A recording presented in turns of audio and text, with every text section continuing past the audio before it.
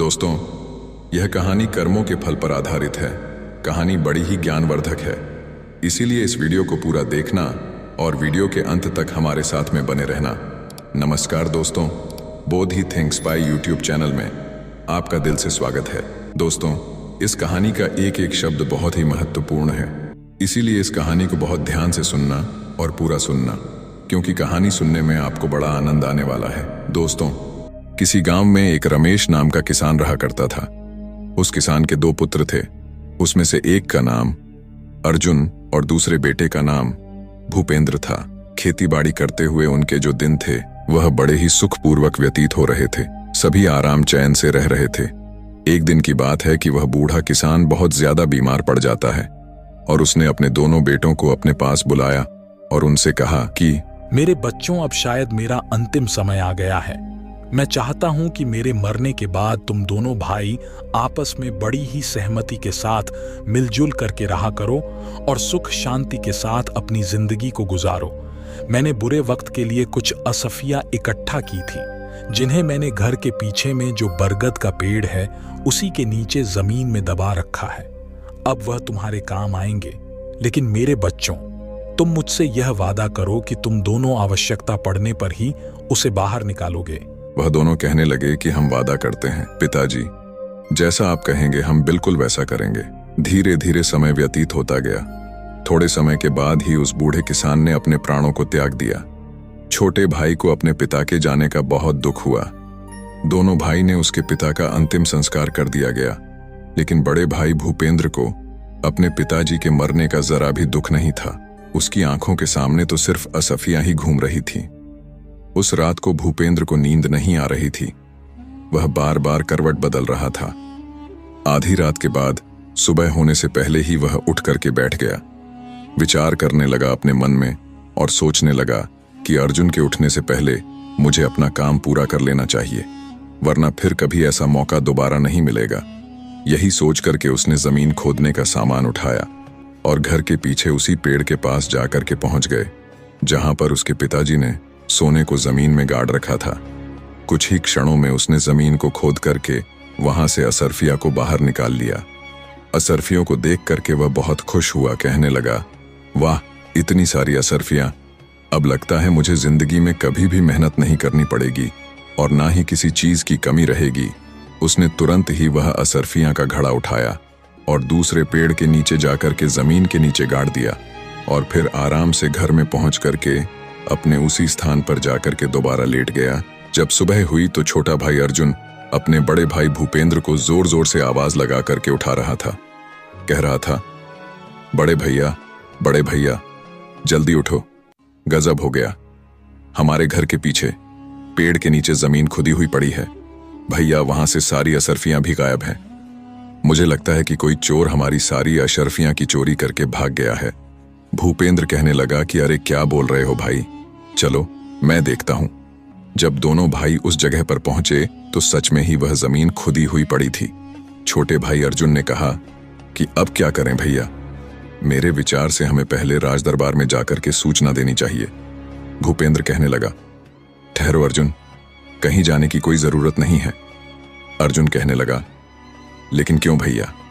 भूपेंद्र ने कहा, मैं अच्छी तरह से जानता हूं कि चोर कौन है जिसने जमीन में दबी हुई असरफियों को बाहर निकाला है। अर्जुन चौंक गया और पूछने लगा कि भैया, क्या आप जानते हो कि वह कौन है? भूपेंद्र कहने लगा कि तुम जानना चाहते हो तो सुनो कि वह चोर कौन है। वह चोर तुम ही हो। यह सुनकर के अर्जुन कहने लगा, भैया यह आप क्या कह रहे हो? नहीं भैया, मैं और चोरी नहीं, मैंने कोई चोरी नहीं की है। भूपेंद्र कहने लगा, फालतू बोलो मत, तुम्हारे और मेरे अलावा इन असरफियों के बारे में और कोई नहीं जानता था। यह बात साफ है कि तुम अकेले ही सारा धन हड़पना चाहते हो। अर्जुन ने यह सुनकर के कहा कि आप ऐसा मत कहो भैया, मैं सच कहता हूं कि मैंने कोई असरफ नहीं चुराई है, मैं कुछ नहीं जानता। भूपेंद्र कहने लगा कि तो तुम मुझे वह असरफियां लौटा दो, नहीं तो तुम इस घर का दरवाजे अपने लिए हमेशा हमेशा के लिए बंद समझो। अर्जुन उदास होकर के बोला, ठीक है भैया, यदि आपको मेरी बात पर विश्वास नहीं है तो मैं यह घर ही क्या इस गांव को छोड़ करके चला जाऊंगा। अर्जुन दुखी मन से तुरंत ही वहां से निकल पड़ा। वह चलते चलते सोचने लगा कि सच्चाई जाने बिना ही बड़े भैया ने मेरे साथ ऐसा सुलूक क्यों किया। अब बदनाम होने से अच्छा है कि मैं यह गांव छोड़ करके ही चला जाऊं। जब घर पर बैठा भूपेंद्र बड़े आराम से यही विचार कर रहा था कि वाह, कितनी आसानी से यह कांटा अपने आप ही निकल गया। अब सारी अरसफियां सिर्फ मेरी है, मेरे अलावा और किसी को इसमें हिस्सा नहीं देना पड़ेगा। दूसरी तरफ वहां जो उसका छोटा भाई था अर्जुन बड़े ही दुखी मन से वहां से चलता ही जा रहा था। शाम भी हो गई थी। चलते चलते उसके मन में कई तरह के विचार उत्पन्न हो रहे थे। उसके मन में एक विचार आया कि कहीं भैया ने सारा धन हड़पने के लिए ही कोई चाल तो नहीं चली है। वह अपने विचारों में खोया हुआ लगातार चलता ही जा रहा था कि तभी वह एक बड़ी सी चट्टान के ऊपर जाकर के बैठ गए। अब रात हो चुकी थी और चारों ओर घना अंधेरा छाया हुआ था। उलझन में पड़ा अर्जुन सारी बातें सोच ही रहा था कि तभी उसके कानों में कुछ आवाज आई, यह 4000 तुम्हारे और 4000 मेरे। वह सोचने लगा कि कैसी आवाज है। सच्चाई जानने के लिए अर्जुन नीचे की ओर झुका। उसने देखा कि 3 आदमी वहां पर थे जो बैठे हुए थे और वे तीनों आपस में किसी तरह के धन का बंटवारा कर रहे थे। अर्जुन को यह समझने में बिल्कुल भी देरी न लगी कि यह तीनों चोर और यह तीनों चोरी का माल आपस में बंटवारा कर रहे हैं। तभी अचानक से अर्जुन का पैर फिसल गया और वह उन चोरों के बीच में जाकर के धड़ाम से गिर पड़ा। अंधेरा होने के कारण चोरों को कुछ भी दिखाई नहीं दिया और वह डर के मारे भागने लगे और कहने लगे कि भागो भागो भाई, यहां से लगता है कि यह राजा का कोई गुप्तचर या फिर उनका कोई सिपाही है जो हम सभी लोगों को पीछा कर रहा था। भागो। चोर कहने लगा कि हाँ भाई, तुम ठीक कहते हो, चलो भागो यहां से। चोर अपना चोरी का माल जो भी चोरी करके लाए थे, डर के मारे वह सब छोड़ करके वहां से भाग गए। जब अर्जुन की नजर उस धन पर पड़ी तो वह मन ही मन बहुत प्रसन्न हुआ। लेकिन तभी उसके मन में एक दूसरा विचार आया कि असल में यह मुद्राएं चोरी की हैं, इन्हें साथ में ले जाना बिल्कुल ठीक नहीं होगा, इसलिए इनको यहीं पर गाड़ देता हूं और जरूरत पड़ने पर मैं इनको ले जाऊंगा। यही विचार करके अर्जुन ने वह सारी मुद्राएं एक पेड़ के नीचे गाड़ दी और रात भर वहीं पर रहा। सुबह अपने रास्ते पर चलने लगा। दोपहर होते होते वह एक घने जंगल से जा रहा था। तभी कुछ लुटेरों ने उसको घेर लिया और लुटेरों का सरदार उससे कहने लगा कि खबरदार, जो कुछ भी तुम्हारे पास है वह निकाल करके हमको दे दो, नहीं तो हम तुम्हें जान से मार देंगे। अर्जुन लुटेरों की बात को सुनकर के कहने लगा कि भाइयों, मैं तो खुद ही एक मुसीबत में हूं और मेरे पास धन भला कहां से आएगा। लुटेरों का सरदार कहने लगा, यह झूठ बोल रहा है, इसकी तलाशी लो। तलाशी लेने के बाद जब अर्जुन के पास वास्तव में उन्हें कोई भी वस्तु प्राप्त नहीं हुई तो सरदार क्रोध से चिल्ला उठा और कहने लगा, कोई बात नहीं है, अगर इसके पास पैसे नहीं हैं तो भी ये हमारे काम आएगा, इसे अपने ठिकाने पर ले चलो, देवी मां को इसकी बलि चढ़ाई जाएगी। यह बात सुनते ही अर्जुन के होश उड़ गए। वह सोचने लगा, एक तरफ मैं मुसीबत का मारा था और कहां जाकर के इन डाकुओं के चंगुल में पड़ गया, उससे और बड़ी मुसीबत का सामना करना पड़ रहा था। तभी कुछ डाकू ने अर्जुन के हाथ पर बांधे और अर्जुन को उठा करके अपने ठिकाने पर ले गए। परंतु उनके अड्डे तक पहुंचते पहुंचते अर्जुन को एक उपाय समझ आ गया। अड्डे पर पहुंचने के बाद उसने डाकुओं के सरदार से कहा, अगर तुम मुझे अपने दल में शामिल कर लेने का वादा करो तो मैं तुम्हें 8000 स्वर्ण मुद्राओं का पता बता सकता हूं। इतना सुनकर के वह जो लुटेरों का सरदार था कहने लगा, 8000 मुद्राएं? यदि तुम वास्तव में सच कहते हो तो हमें तुम्हारी शर्त मंजूर है, जल्दी से हमें उन मुद्राओं का पता बताओ। अर्जुन कहने लगा कि देखो भाई, अभी तो रात होने वाली इस समय वहां पर जाना बिल्कुल भी ठीक नहीं है। कल सुबह होते ही मैं तुम लोगों को वहां पर लेकर के चलूंगा। लुटेरों का सरदार कहने लगा, ठीक है, लेकिन खबरदार, हमारे साथ कोई भी चालाकी करने की कोशिश बिल्कुल मत करना, वरना तुम जानते हो कि इसका क्या परिणाम होगा। तुम्हारे साथ जो भी होगा वह तुमसे बर्दाश्त नहीं होगा, इसीलिए सोच समझ करके मुझसे कोई बात करना। अर्जुन बोला, निश्चिंत रहो सरदार, मैं तुमसे कोई भी धोखा नहीं करने वाला। सुबह होते ही मैं आप सबको वहां लेकर जाऊंगा। सरदार ने कहा, ठीक है। अगली सुबह होती है। अर्जुन उन चोरों को उसी जगह पर लेकर के पहुंच जाता है जहां पर उसने वह सोने की मुद्राएं जमीन में दबाई हुई थीं। सरदार के आदेश पर तुरंत ही उसके आदमियों ने उस जगह को खोदा और शीघ्र ही वह स्वर्ण मुद्राएं उसके सामने थीं। स्वर्ण मुद्राओं को देख करके वह सभी जो सरदार के आदमी थे, डाकू थे, वह बहुत प्रसन्न हो जाते हैं। मुद्राओं को अपनी थैली में भर करके अपने अड्डे की ओर चल पड़े। परंतु अर्जुन के दिमाग में अभी भी कोई दूसरी योजना चल रही थी।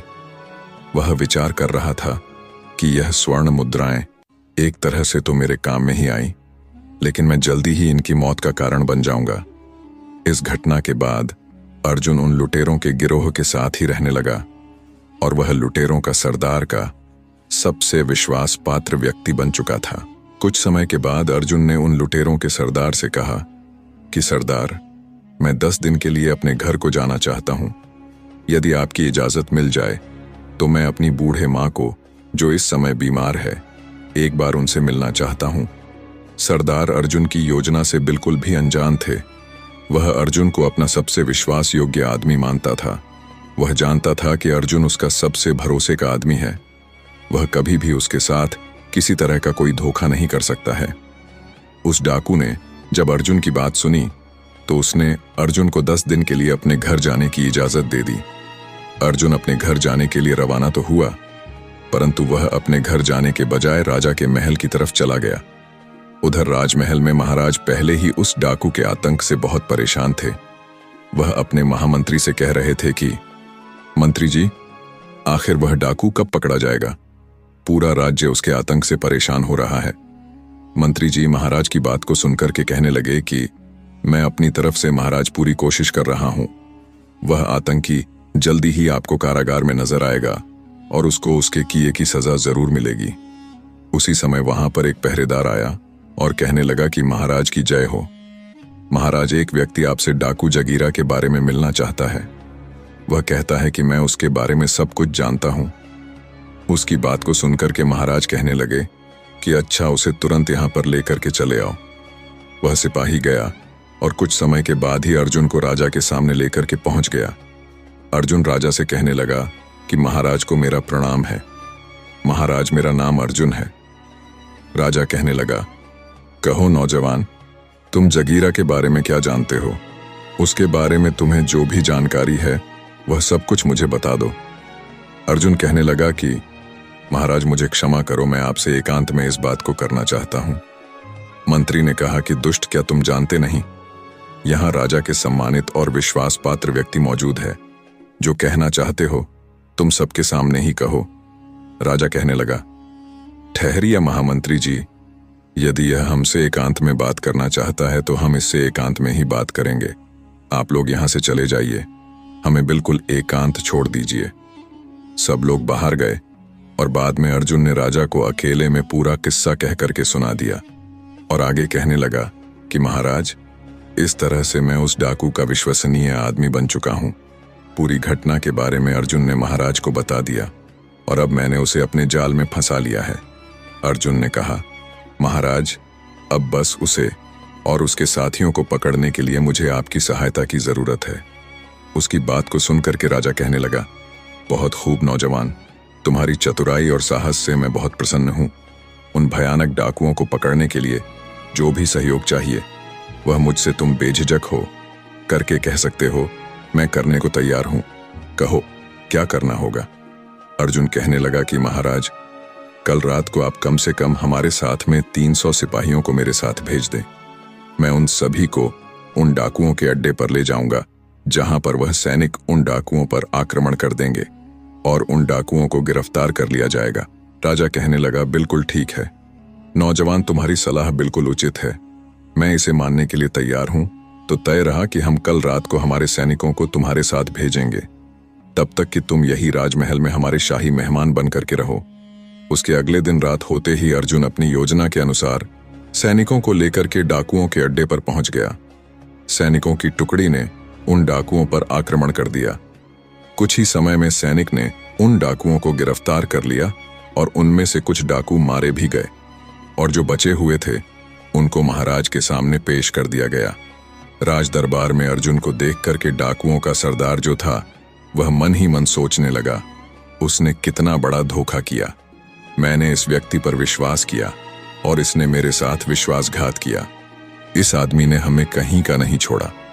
अगले दिन दरबार में सभी दरबारियों और मंत्रियों से विचार विमर्श करने के बाद राजा जो था उसने सभी डाकुओं को एक ही सजा सुना दी।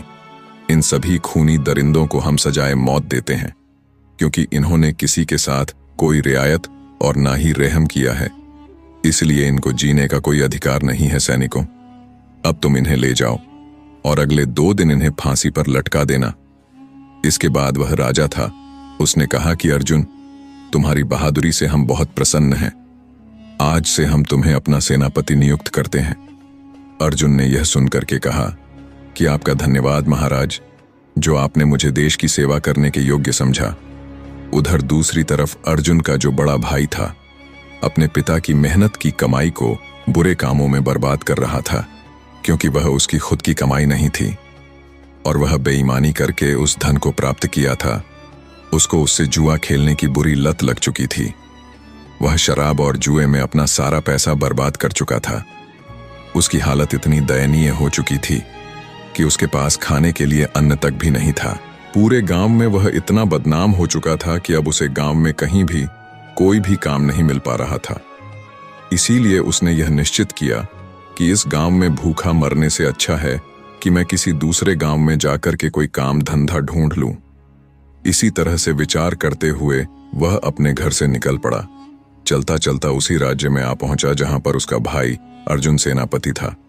उसी नगर में वह किसी सेठ जी की दुकान पर गया और उनसे पूछने लगा, सेठ जी, क्या मुझे कोई काम मिलेगा?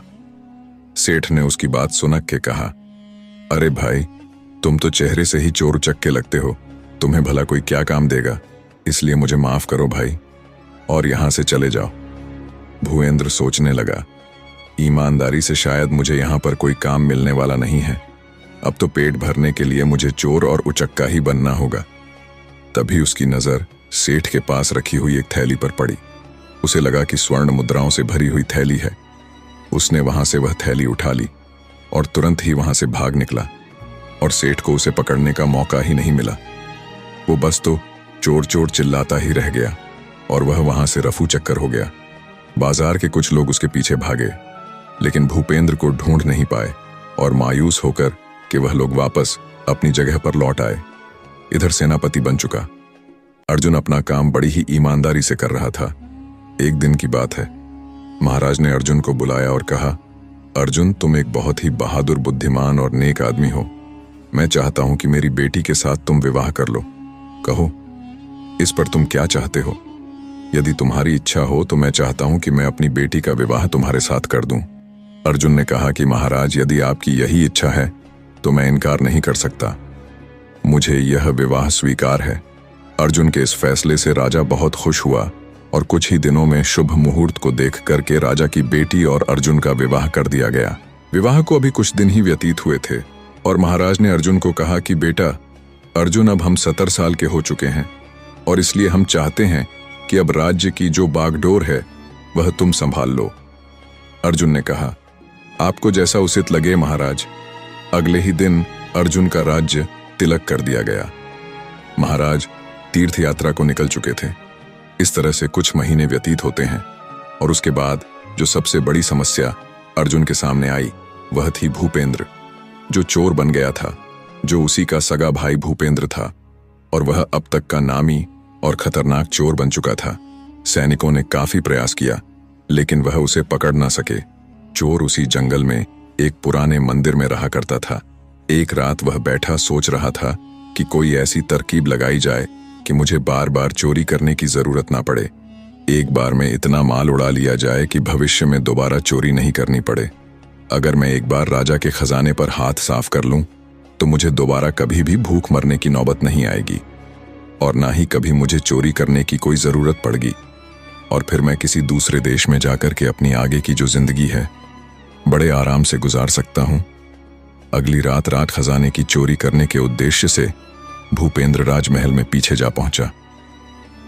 हाथों में रस्सी लिए वह दीवार पर चढ़ने की सोच रहा था और दूसरी तरफ संयोग से उस चोर के बारे में विचार करते हुए सोच सोचकर कि राजा को नींद नहीं आ रही थी। उस समय राजा महल की छत पर घूम रहे थे। जैसे ही भूपेंद्र रस्सी के सहारे छत के ऊपर चढ़ा, वहां पर मौजूद राजा अर्जुन ने उसे देख लिया।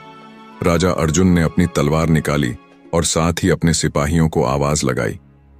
कुछ ही पल में राजा के जितने सिपाही थे वह सभी वहां पर जाकर के पहुंच गए। राजा ने सैनिकों से कहा कि सैनिकों, गिरफ्तार कर लो इसे। भूपेंद्र ने वहां से भागने की पूरी कोशिश की, लेकिन किसी तरह से भागने में असफल रहा और सैनिकों ने उसे पकड़ लिया। अर्जुन उसे देख करके कहने लगा, तुम तो मेरे भाई भूपेंद्र हो, लेकिन एक नामी चोर। मैं यह सपने में भी नहीं सोच सकता था कि मेरा भाई इतना बड़ा चोर निकलेगा। उसने आदेश दिया, सैनिकों, ले जाओ, इसे कारागार में डाल दो। सुबह ही हम दरबार में जब बैठेंगे तब इसकी सुनवाई करेंगे कि इसके साथ हमें क्या करना है। राजा की आज्ञा पाते ही सैनिकों ने भूपेंद्र को कारागार में डाल दिया गया। अब वह मन ही मन अपने की पर पश्चाताप कर रहा था, रो रहा था और सोच रहा था कि मेरे ही बुरे कर्मों का फल आज मुझे मिल रहा है। मेरी बुरी नीयत ने मुझे आज पतन की इतनी गहराई में ढकेल दिया है जहां से निकलना मुश्किल है। जबकि अर्जुन, जिसे मैंने बेईमान बना करके धक्के मार करके अपने घर से निकाला था, आज अपनी ईमानदारी और नेकी की वजह से वह इस राज्य का राजा बन गया है और मैंने उसके साथ बेईमानी की तो मेरी दुर्गति हो गई और मैं, जिसके पास सब कुछ था, एक चोर बनकर के आज उसी के सामने उसी के बंदी गृह में पड़ा हूं। इधर अर्जुन को नींद नहीं आ रही थी। वह सोच रहा था कि कल का दिन मेरी जिंदगी का सबसे कठिन दिन होगा। मुझे एक बहुत ही भयानक अग्नि परीक्षा से गुजरना होगा। क्या इस परीक्षा में मैं कामयाब हो पाऊंगा? मुझे भी समझ में नहीं आ रहा है। काश महाराज ने मुझे राजपाट ना सौंपा होता तो कितना खुश होता। अपने भाई को अपने ही हाथों से मुझे सजा नहीं देनी पड़ती। अगले दिन दरबार में चोर भूपेंद्र को पेश किया जाता है। महाराज ने उससे कहा कि भूपेंद्र, तुम्हारे ऊपर लगाए गए चोरी के सारे इल्जाम प्रमाणित हो चुके हैं। क्या तुम्हें अपनी सफाई में कुछ कहना है? भूपेंद्र ने कहा कि बस इतना ही कहना चाहता हूं महाराज कि मुझ जैसे नीच और शैतान आदमी को आप इतनी कठोर से कठोर सजा दे कि भविष्य में चाह करके भी कोई चोरी ना कर सके और किसी के साथ कोई बेईमानी ना कर सके। अर्जुन ने कहा, ठीक है, हम तुम्हें ऐसी ही सजा देंगे।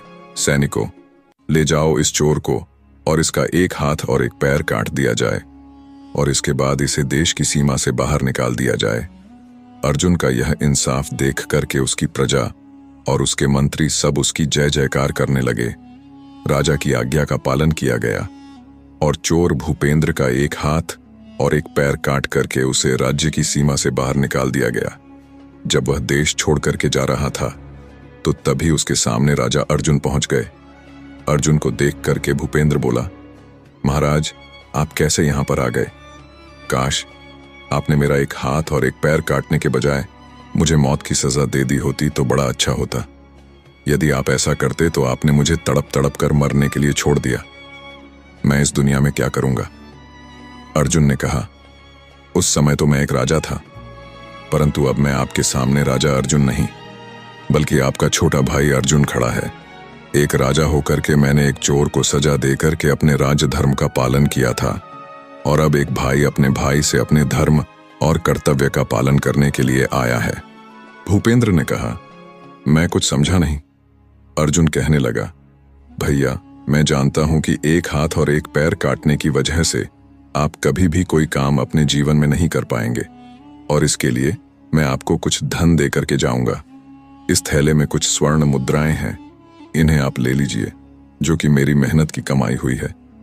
मुझे विश्वास है कि इस मेहनत के धन के साथ आप किसी दूसरे देश की सीमा में अपना जीवन बड़े ही आराम से व्यतीत कर सकते हैं। लेकिन भैया, आप इनकार मत करना, नहीं तो कभी भी मैं अपने आप को माफ नहीं कर पाऊंगा। इतना सुनक के भूपेंद्र कहने लगा कि तुम कितने महान हो अर्जुन। ईश्वर हमेशा तुम्हें इसी तरह से खुश रखे, प्रसन्न रखे।